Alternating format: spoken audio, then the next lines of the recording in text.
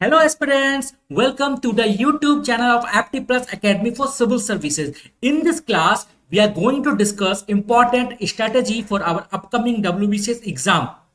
Our topic will be how to manage our compulsory language paper preparation with general studies preparation. Exam के अंदर हमारा general studies का जो paper होता है वो हमारा 1600 मार्क्स का होता है, जिसमें से 400 मार्क्स हमारा कंपलसरी लैंग्वेज पेपर होता है. It means 25% which is a huge amount वो हमारा कंपलसरी लैंग्वेज पेपर कैरी करता है. इट मींस कि हमारा जो सिलेक्शन का जो चांसेस है उस सिलेक्शन के चांसेस को और स्ट्रेंथन करने में हमारा कंपलसरी लैंग्वेज पेपर बहुत इंपॉर्टेंट रोल प्ले करता है. So we need to make special strategy and focus on those 25% marks, जिससे कि हमारा सिलेक्शन का चांसेस और इंक्रीज हो जाए और हम अपना नाम फाइनल मेरिट लिस्ट में देख सके. सबसे पहले हमें समझना होगा क्या कि कंपलसरी लैंग्वेज पेपर जो हमारा है और जो जीएस पेपर है उनमें डिफरेंस क्या है. जीएस पेपर के अंदर, जनरल स्टडीज पेपर के अंदर हम लोग जो स्टडीज करते हैं, जैसे ज्योग्राफी पढ़ा हमने, हिस्ट्री पढ़ा, पॉलिटी पढ़ा, इकोनॉमिक्स पढ़ा, तो बेस्ड ऑन दोज नॉलेज, उससे जो हमें नॉलेज मिलता है उसके बेसिस पे हम लोग एग्जाम के अंदर जो एमसीक्यू सॉल्व करते हैं उस नॉलेज को रिकॉल करते हैं. मतलब हम लोग ने स्टडी किया, पहले स्टडी करने के बाद उसको मेमोराइज किया, मेमोराइज करने का समझा, उसको समझने के बाद एग्जाम में आके हम लोग उसको रिकॉल करते हैं and on the basis of that knowledge and recalling power हम लोग जीएस के अंदर एमसीक्यू को टिक करते हैं, एमसीक्यू सॉल्व करते हैं. ठीक, इसका मतलब क्या है कि जीएस के अंदर हमारा स्ट्रेटजी क्या होता है, क्या कि स्टडी करो, नॉलेज गेन करो, प्रैक्टिस करो और एमसीक्यू सॉल्व करो एग्जाम के अंदर. But in the case of language paper कोई डिफरेंट अलग से कोई स्टडी मटेरियल नहीं होता है. लैंग्वेज पेपर का जो प्रिपरेशन होता है वो हमारा टेस्ट करता है कि how well we can express our knowledge, how well we can express our self. So general studies paper demand करता है क्या कि आपका नॉलेज कैसा है, आप अपने नॉलेज को कितने अच्छे से रिकॉल कर सकते हो. But in the case of compulsory language paper वो डिमांड करता है क्या आप कैसे एक्सप्रेस कर सकते हो अपने नॉलेज को. तो अब क्वेश्चन ये आता है, क्या ये दोनों पेपर अलग अलग है, क्या इसका प्रिपरेशन अलग अलग करना चाहिए? The answer is no, these are not isolated papers, these are integrated paper. वो कैसे? अब लैंग्वेज पेपर के अंदर क्या होता है, हम लोग को बहुत बार ऐसे का क्वेश्चन आता है. फॉर एग्जाम्पल, अगर मान लिया जाए लैंग्वेज पेपर के अंदर हम लोगों को कोई ऐसे लिखना हो, while writing that essay we can use the point, we can use the knowledge we have learned while preparing for the GS subject. So GS कैसे हमें कंटेंट मिलता है, तो GS पेपर का स्टडी करके हमें कंटेंट मिलेगा, उस कंटेंट को हम एक्सप्रेस करेंगे while writing in the language paper. तो अगर आप GS का अच्छे से प्रिपेयर कर रहे हो, आपका GS स्ट्रांग है, उसके ऊपर आपका कमांड है, तो आप जब लैंग्वेज पेपर का राइटिंग करोगे तो आपके पास कंटेंट होगा ऐसे लिखने के लिए, ट्रांसलेशन के टाइम में आपके पास कंटेंट होगा जो कि आपने जीएस पेपर से लर्न किया है. और सिमिलरली अगर आप अच्छे से एक्सप्रेस कर पाते हो लैंग्वेज पेपर के अंदर, तो वो जो एक्सप्रेशन का जो पावर है, एक्सप्रेशन का जो स्किल है आपने लर्न किया है कंपलसरी पेपर के प्रैक्टिस के टाइम, वो स्किल आपको यूज होगा कहां, जीएस पेपर के अंदर भी. जब आप अपना आंसर राइटिंग करोगे specially in the optional subject के अंदर, तो वहां पर वो चीज भी आपके यूज में आएगा. So it is integrated. GS paper का प्रिपरेशन हेल्प करता है आपको कंपलसरी लैंग्वेज के पेपर में. कंपलसरी पेपर के अंदर जो स्किल आपने लर्न किया, राइटिंग स्किल, वो आपका हेल्प करेगा जीएस पेपर के अंदर, स्पेशली ऑप्शनल के अंदर. एंड एक जो सबसे कॉमन मिस्टेक एस्पिरेंट्स करते हैं क्या कि दे ओनली रीड, मतलब ये बुक भी पढ़ लो, अगर ये पीडीएफ आया ये पीडीएफ भी डाउनलोड कर लो, इसका नोट्स मिल गया ये नोट्स भी ले लो. मतलब हम लोग नोट्स जमा करते रहते हैं, स्टडी मटेरियल कलेक्ट करते रहते हैं, उसको पढ़ते रहते हैं. लेकिन सबसे इंपॉर्टेंट पार्ट क्या है कि हम लोग भूल जाते हैं क्या, एग्जाम के अंदर it doesn't matter how much you know, आपका कितना नॉलेज है वो उससे आपका सिलेक्शन नहीं होगा. आपका सिलेक्शन डिपेंड करता है क्या, how much you can express. It doesn't matter how much you know, it only matter how much you can express, how you can express, because ultimately your marks and the chance of your selection depends on your expression power, your expression skill. So you have to balance your reading skill with your expressing or writing practice skill. अब WBCS exam जो होता है हमारा 3 part में होता है. Pre exam जो कि एमसीक्यू बेस्ड होता है, मेंस एग्जाम जिसके अंदर एमसीक्यू भी रहेगा, GS 4 paper, GS 1 2 3 4 MCQ based, and compulsory paper जो होता है वो कन्वेंशनल राइटिंग पेपर होता है. एंड थर्ड स्टेज हमारा होता है पर्सनैलिटी टेस्ट इंटरव्यू. तो प्री एग्जाम जो हमारा होता है वो क्या होता है, बस स्क्रीन टेस्ट होता है. इसका मतलब उसका जो मार्क्स होता है वो हमारा फाइनल लिस्ट में ऐड नहीं होता है. Pre marks are not counted in the final merit list. Final selection is based on mains and interview score only. And mains के अंदर हमारा जो टोटल मार्क्स है वो 1600 होता है और इंटरव्यू का जो मार्क्स होता है वो 200 होता है हमारा. In the mains examination, there are 6 compulsory paper and 2 optional papers for Group A and Group B candidates. Each paper carries 200 marks with a duration of 3 hours. Compulsory paper हमारा कौन कौन सा होता है? Paper 1, language paper, in which you can choose either Bengali, Hindi, Urdu, Nepali, Santali. This is a descriptive paper. It means that you have to write the answer. Then paper 2, English. Descriptive paper. So these two are the language paper. One is compulsory English, and in the second you have the option to choose from Bengali, Hindi, Urdu, Nepali and Santali. Both paper carry 200 marks each. It means that language paper gives you 400 marks to score. So you need to focus on this part. You can't take language paper lightly. चलता है यार, देख लेंगे यार, इस type का attitude नहीं चलेगा. You have to prepare in a comprehensive manner and make strategies to score maximum marks in those language paper, because आपका जो सिलेक्शन है वो इसके ऊपर बहुत डिपेंड करता है. ये 25% वेटेज कैरी करता है. जीएस के अंदर आपको नहीं पता कि क्वेश्चंस कहां से आ सकता है, नहीं आ सकता है. सो मार्क्स आपका अप डाउन हो सकता है जीएस पेपर के अंदर. बट लैंग्वेज पेपर के अंदर क्या है कि आप इजीली अच्छे से प्रिपेयर करके by making good strategies and regular practice के थ्रू आप अपने मार्क्स को इंक्रीज कर सकते हो. और जो आपका जीएस के अंदर मार्क्स थोड़ा अप डाउन होने का चांसेस होता है उसको आप मिनिमाइज कर सकते हो, उसको आप कम कर सकते हो, जिससे कि आपका ओवरऑल स्कोर जो है वो हाई हो. In short, the language paper can compensate your GS score.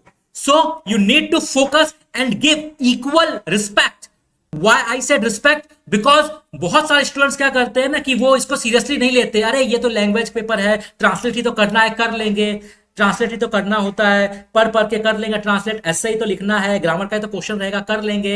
Exam के 2 महीना पहले कर लेंगे. बट ऐसा होता नहीं है. Every subject has its own demand. Every subject has its own way of expressing the answer. So you have to give respect. You have to prepare well for your language paper. Now, strategy for general studies paper for both pre and mains.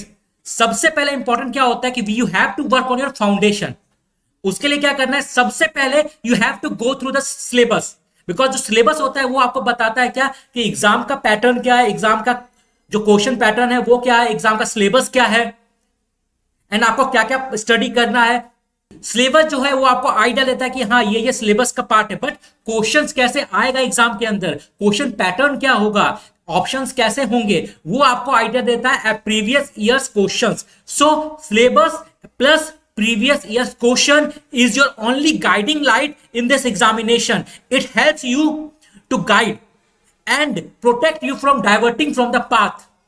So truly analyze the official syllabus and 5-10 years of previous year's question to identify high yield topics and exam pattern. Then once you understand the syllabus and exam pattern, then comes the foundation knowledge. NCERT build strong conceptual clarity. You can use NCERT textbook from class 6 to 12 for history, geography, polity, economy and science. This will provide you a strong foundation for your advanced level of preparation. Then use some standard books like M. Lakshmikant for polity, Vipin Chandra for history. Then focus on the West Bengal specific topics. For example, West Bengal history, geography, economy and polity. You have to give equal respect for the state specific facts.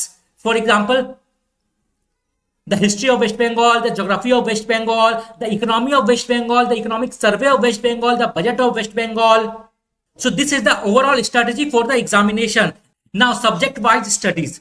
History जो है वो pre के अंदर बहुत ही important role play करता है, because Indian history plus Indian national movement जो कि पार्ट है हिस्ट्री. सो ओवरऑल जो हमारा हिस्ट्री है वो 50 मार्क्स कैरी करता है हमारा प्री के अंदर. इट मींस दैट 25% जो हमारा पेपर होता है प्री के अंदर, स्पेशली प्री एग्जाम के अंदर जो 50 क्वेश्चंस होता है हमारा, वो आता है डायरेक्टली हमारा हिस्ट्री से आता है.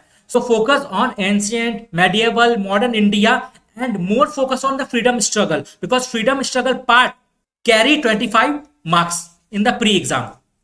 And also focus on the West Bengal history For history, you can read NCERT, Vipin Chandra, and Spectrum. For geography, you need to balance the national geography with West Bengal specific geography. Cover physical, social, economic geography of India with a special focus on West Bengal. You can use NCERT and GC Leong. For Indian polity and economy, understand the constitutions, important provisions, Panchayati Raj system, public administration, governance, constitutional body, non-constitutional bodies, economic concept, including RBI role, the government schemes. For polity you can use M Laxmikanth and economics के लिए आप रमेश सिंह भी use कर सकते हो, ल्यूशन भी use कर सकते हो, बट फोकस करना है हम लोगों का प्रैक्टिकल पार्ट पे, इंपॉर्टेंट पार्ट पे. For general science focus on general application and understanding of science from everyday observation. जो जनरल साइंस होता है, जो डेली लाइफ का बेसिस का साइंस होता है, जो एप्लीकेशन बेस्ड साइंस होता है, उस पर ज्यादा फोकस करना है as compare to the core concept numericals वगैरह के कंपेयर में. You can use NCERT books और स्टेट लेवल का जो बुक है वो भी आप यूज कर सकते हो. For current events use daily newspaper reading. You can either read the Hindu और इंडियन एक्सप्रेस, जो भी आपको ईज टू रीडिंग लगे, जो भी आपको इजी टू अंडरस्टैंडिंग हो, आप वो न्यूज़पेपर यूज कर सकते हो. और सबसे इंपॉर्टेंट आपको फोकस करना है on editorial part, because editorial part के अंदर आपको राइटिंग स्किल भी हेल्प करेगा वो आपको, और प्लस कॉन्सेप्चुअल नॉलेज भी देगा, और करंट अफेयर्स जो आपका टॉपिक चल रहा है उस पर भी आपको क्लियर अंडरस्टैंडिंग प्रोवाइड करवाएगा. So in the newspaper give special focus on the editorial part. And साथ में आप कोई भी एक मंथली मैगजीन यूज कर सकते हो. एप्टी प्रेस भी अपना एक मंथली मैगजीन निकालता है WBCS एग्जाम के लिए, तो you can also use that magazine. वो हमारे वेबसाइट पे इजिली अवेलेबल है. For general knowledge cover static GK facts which are relevant to India and West Bengal, जैसे अवार्ड्स हो गया, इंपॉर्टेंट डेट्स हो गया, इंपॉर्टेंट इवेंट्स हो गया, हमारा ऑर्गेनाइजेशन हो गया. और for general mental abilities, arithmetic and reasoning, you have to practice, because mathematics और जो reasoning part होता है वो all depend करता है कि आपका practice कैसा है, because how much you practice you will get better. आपका efficiency, practice करने से आपका efficiency बढ़ेगा, आपका जो memorizing power है वो improve होगा, और आप easily shortcuts के through भी आप easily उस चीज को easily solve कर सकते हो. So you have to practice to crack this part. So practice logical reasoning, analytical reasoning, series, analogy test, arithmetic. And for environment and ecology, जो हमारा करंट रिलेटेड इश्यूज होता है, मेनली जो क्वेश्चंस आता है वो करंट अफेयर्स रिलेटेड ही होता है इसके अंदर.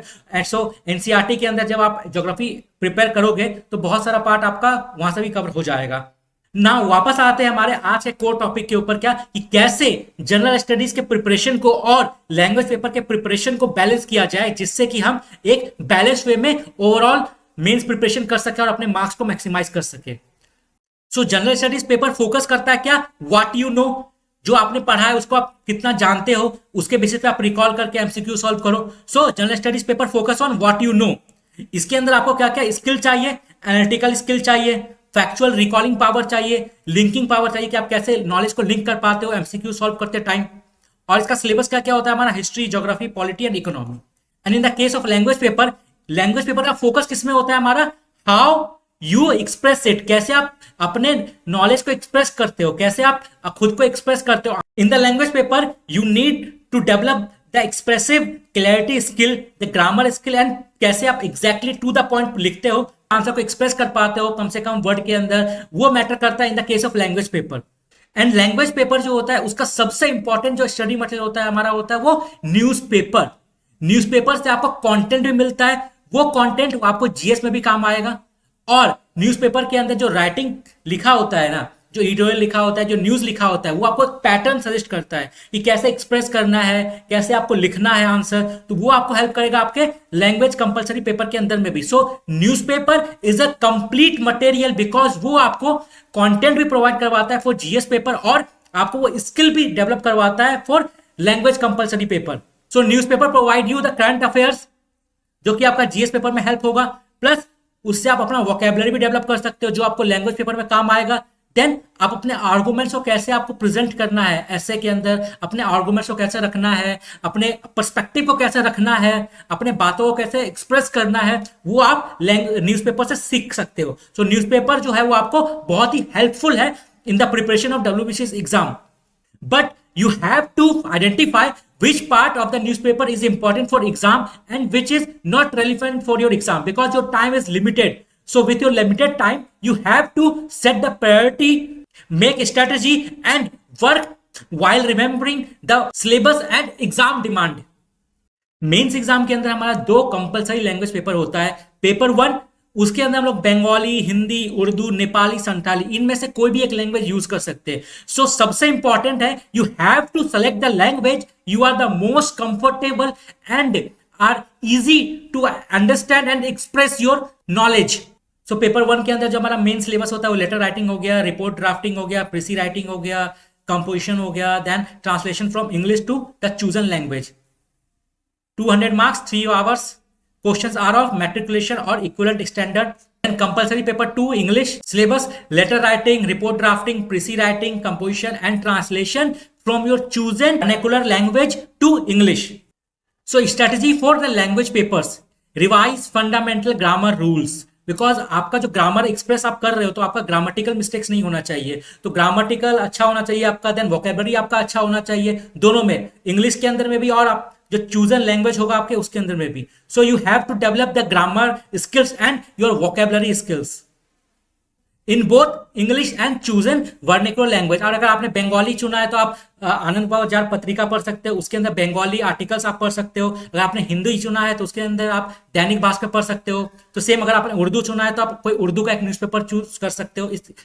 इन short you have to develop skill for your both language paper. उसके लिए आपको दोनों लैंग्वेज का न्यूज़पेपर को रेगुलर बेसिस पर रीड करना पड़ेगा, उसके एडिटोरियल्स को आपको समझना पड़ेगा और उस टाइप का आपका वोकेबलरी भी डेवलप करना होगा।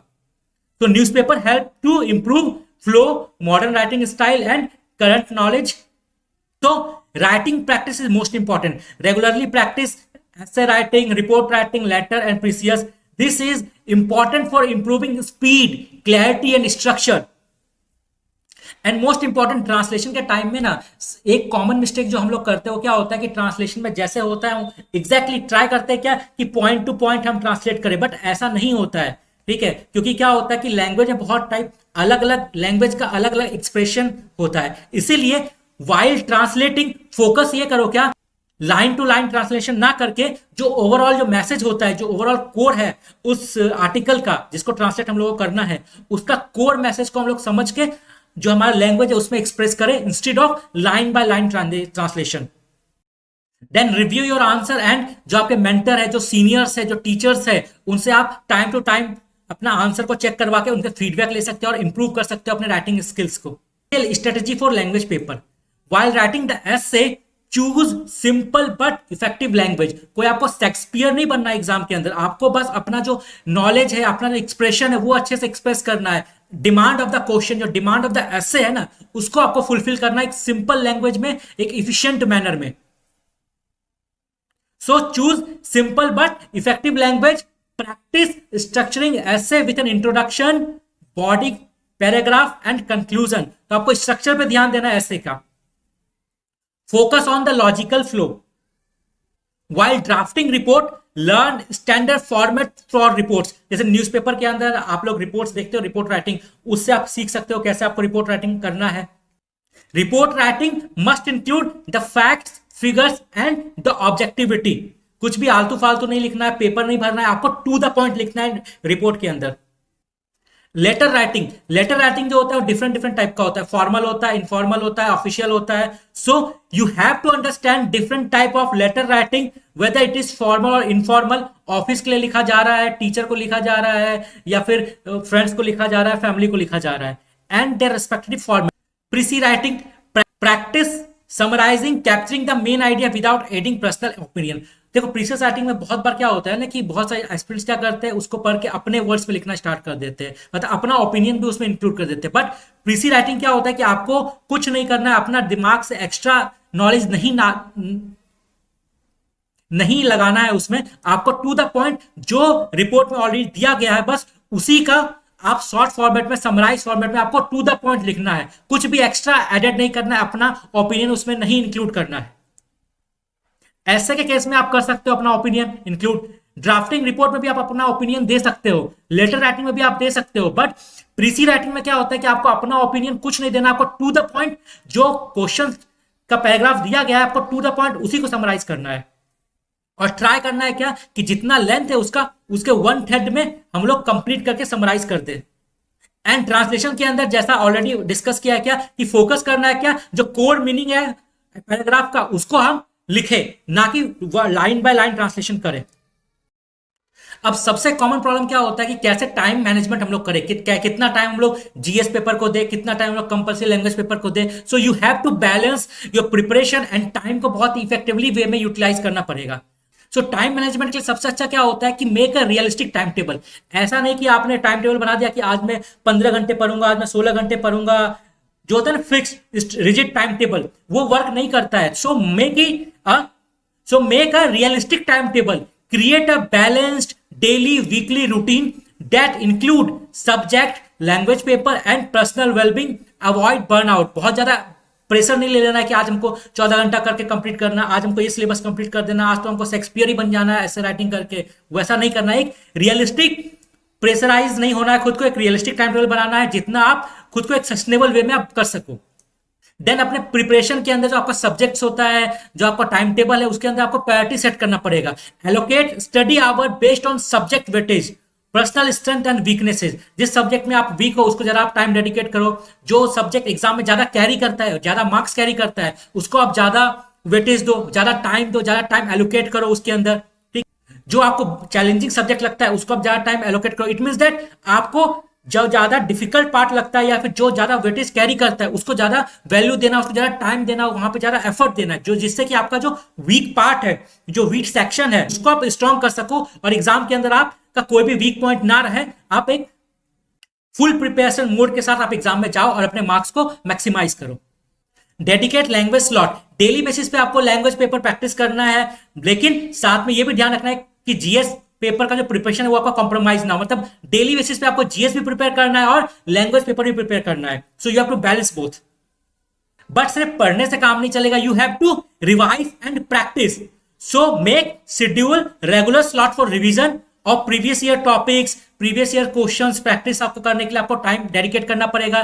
जो एमसीक्यू प्रैक्टिस करना है, जो आपने स्टडी किया इस वीक में या डेली बेसिस पे स्टडी किया आपने, उसको रिवाइज करने के लिए आपको टाइम डेडिकेट करना पड़ेगा। साथ में आपने जो पढ़ाई किया है उससे रिलेटेड एमसीक्यू सॉल्व करने के लिए, राइटिंग प्रैक्टिस करने के लिए भी आपको टाइम डेडिकेट करना पड़ेगा। सो यहाँ पे आप क्या कर सकते हो, जैसे आज मान लो कि संडे है, ठीक है, आपने स्टडी किया, तो आप एक काम ये कर सकते हो क्या, जैसे मंडे हुआ तो मंडे का जो फर्स्ट आवर होता है स्टडी का, आप संडे को जो आपने पढ़ाई किया उसका आप रिवाइज कर सकते हो। ये एक तरीका है। सेकंड क्या है कि आपने पूरा एक वीक जो स्टडी किया है, नेक्स्ट वीक का फर्स्ट डे जो है उस दिन आप पूरे लास्ट वीक में जो आपने पढ़ाई किया उसको आप रिवाइज कर सकते हो, प्लस जो क्वेश्चन प्रैक्टिस है वो आप कर सकते हो। तो ये दो स्ट्रेटजी है, एक वीकली बेसिस पे रिवाइज करने का है, एक डेली बेसिस पे रिवाइज करने का है। तो जो भी आपको पसंद है, जो इसमें भी आप कंफर्टेबल हो, जो आपको इजी पड़े या जो आपके लिए कंफर्टेबल हो, वो आप अडॉप्ट कर सकते हैं। And to make your self exam ready, attempt full length mock test regularly, जिससे कि आप एग्जाम टाइम का जो इन्वायरमेंट है, टाइम मैनेजमेंट है, कितना एमसीक्यू के अंदर कितना टाइम डेडिकेट करना है, कैसे जो हमारा एलिमिनेशन मेथड होता है, एमसीक्यू प्रैक्टिस मेथड होता है, कैसे उसको एग्जाम टाइम में प्रैक्टिस करना है, कैसे इंप्लीमेंट करना है, उसका प्रैक्टिस करने के लिए आप एग्जाम टाइम इन्वायरमेंट में, जिससे कि आपका परफॉर्मेंस और इंप्रूव हो ना। कुछ कॉमन मिस्टेक्स जो बहुत सारे एस्पिरेंट्स करते हैं वो आपको नहीं करना है, जैसे previous year questions and syllabus को नेग्लेक्ट नहीं करना है, because starting without understanding the exam demand is a common mistake. ये आप लोगों को नहीं करना है। सब collecting too many books and study material without focusing on revision, ये भी आपको बिल्कुल नहीं करना है। आपको क्या करना है कि आप कम ही बुक पढ़ो, बट आपका फोकस क्या होना चाहिए, क्वालिटी ऑफ स्टडी मटेरियल के ऊपर और प्लस रिवीजन के ऊपर और प्रैक्टिस के ऊपर।